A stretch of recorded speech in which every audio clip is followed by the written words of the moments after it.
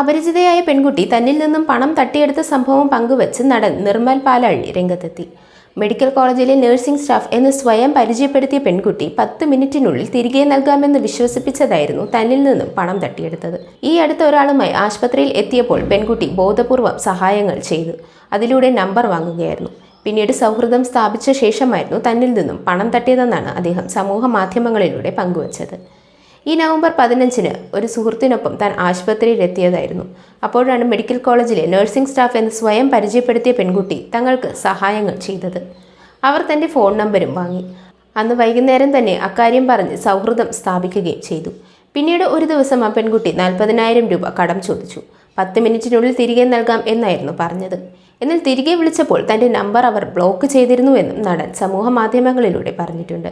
കിണറ്റിലൊരു നായക്കുട്ടി വീഴുന്നു. അതിനെ എടുക്കാനായി ഇറങ്ങിയ തൻ്റെ സുഹൃത്തിൻ്റെ കൈക്ക് നായക്കുട്ടി കടിക്കുന്നു. അങ്ങനെയാണ് ആശുപത്രിയിൽ പോകുന്നത്. മറ്റൊരു പ്രോഗ്രാം ഉണ്ടായിരുന്നതിനാൽ പോകേണ്ട ആവശ്യമുണ്ടായിരുന്നു. അങ്ങനെ പെട്ടെന്നാണ് യൂണിഫോം ഇട്ടില്ല എങ്കിലും കഴുത്തിൽ ടാഗ് കെട്ടി നഴ്സിംഗ് സ്റ്റാഫാണെന്ന് സ്വയം പരിചയപ്പെടുത്തി ആ കുട്ടി വരുന്നത്. ചേട്ടൻ പോയിക്കോ, രാജേട്ടൻ്റെ അടുത്ത് ഞാൻ നിന്നോളാം എന്നവർ പറഞ്ഞപ്പോൾ തനിക്കത് തൽക്കാലം വലിയൊരു ഉപകാരമായി. എന്തെങ്കിലും ആവശ്യമുണ്ടെങ്കിൽ വിളിക്കാമെന്നും പറഞ്ഞാണ് നമ്പർ വാങ്ങിയത്.